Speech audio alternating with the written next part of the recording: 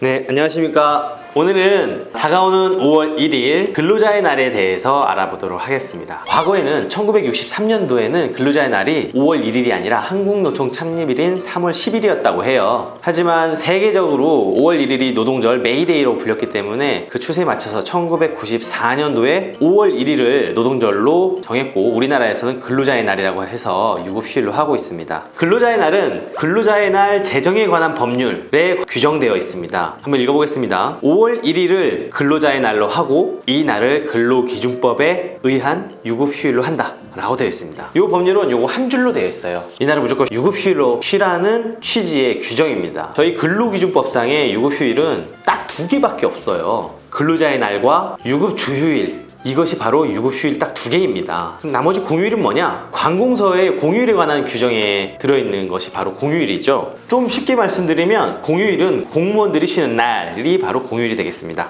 근로자의 날의 특징은 주휴일과 같이 근로자에게 적용되는 휴일이므로 해당 일에 근로를 제공한 때에는 휴일 근로수당으로 통상임금의 100분의 50 이상을 가산하여 지급하여야 한다는 대법원의 판례가 있습니다. 따라서 근로자의 날에 근로를 제공했을 때는 휴일 근로수당을 가산해서 지급하여야 합니다. 근로자의 날에 출근했을 때 5인 미만 사업장이라고 우리는 수당 안 줘도 되지? 라는 사업장인데 그렇지 않습니다. 이 근로자의 날은 5인 미만 사업장에도 적용이 됩니다. 따라서 5인 미만 사업장에 있는 모든 근로자도 유급휴일을 쉴 수가 있는 거죠. 하지만 현실은 그렇지가 않죠. 열심히 일하셔야 될 겁니다. 간략하게 말씀드리면 5인 이상 사업장에서는 원래 임금이 100이라고 하면 근로자의 날에 일을 하면 250을 줘야 됩니다. 5인 미만 사업장에서는 단지 연장 근로수당, 야간 근로수당, 휴일 근로수당이 계산이 되지 않기 때문에 5인 미만 사업장에 근로자의 날에 출근했을 때는 기존에 받고 있던 임금의 100에 출근했을 때 나오는 임금 100 해서 200을 받으시는 거죠. 자, 그럼 근로자의 날에는 누가 쉴 수 있느냐? 이름에 있다시피 근로자입니다. 그러면 공무원, 교사들은 근로자의 날에 쉴 수 있느냐? 아쉽게도 그분들은 쉴 수가 없어요. 왜냐면 그분들은 관공서의 공휴일에 관한 규정에 적용을 받습니다. 그 규정에 근로자의 날은 휴일이 아니에요. 그래서 근로자의 날에는 쉬지 않고 학교나 관공서들은 운영을 합니다. 그러면 여기서 잠깐 관공서 공휴일에 관한 규정을 볼까요? 공휴일은 공무원들이 쉬는 날입니다. 그래서 우리가 법정 공휴일이라고 하는 여러 가지 휴일들이 있어요. 이 공휴일들은 관공서의 공휴일에 관한 규정이 있습니다. 근로기준법상 휴일이 아니에요. 유급주휴일, 근로자의 날만 휴일이었기 때문에 이 빨간 날에는 쉬는 날이 아니었던 거죠. 그날은 그래서 휴일 근로가 아니었어요. 하지만 굿 뉴스! 이번에 2018년도에 근로기준법이 개정이 되면서 관공서의 공휴일에 관한 규정이 모든 근로자에게 적용되게 되었습니다.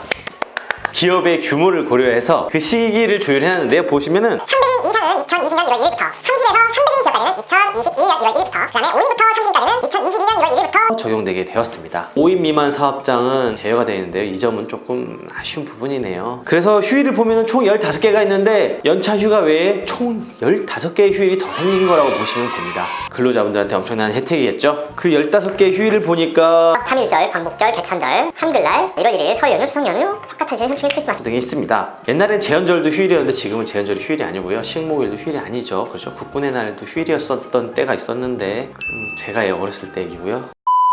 실은 교사나 공무원들도 근로자는 맞죠. 옛날에는 근로자 아니라고 봤는데 지금은 노조도 다 있죠. 교원노조도 있고 공무원 노조도 있고 근로자임은 맞는데 단지 근로자의 날에 쉬지 않을 뿐이라서 약간의 차별의 소지가 있는데 아직 헌법재판소는 파폰이라고 보고 있습니다. 언젠가는 뭐 시대의 변화에 있듯이 그분들도 근로자의 날에 쉴 수 있도록 법이 제정될 것이라고 보입니다.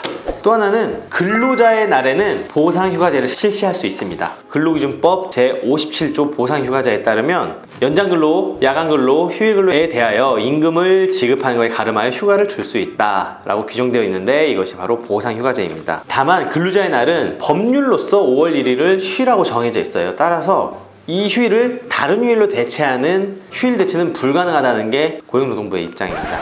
이거 자르기까지 좀 어려워. 보상휴가랑 휴일 대체나 일반인 분들이 보기에는 그냥 그게 그거지. 뭔 개소리야? 이럴 거 아니야. 그러니까 휴일 대체는 뭐냐면 5월 1일 유급휴일인데 이날 일하고 다른 날 유급휴일로 줄게. 이건 안 된다는 거지. 법률로 정한 휴일이기 때문에 보상휴가제라는 거는 이때 일했으니까 다른 날 쉬되 유급휴가로 주겠다는데 1을 주면 안 되고 1.5를 줘야 되는 거죠. 이거 들어가볼게요. 오케이.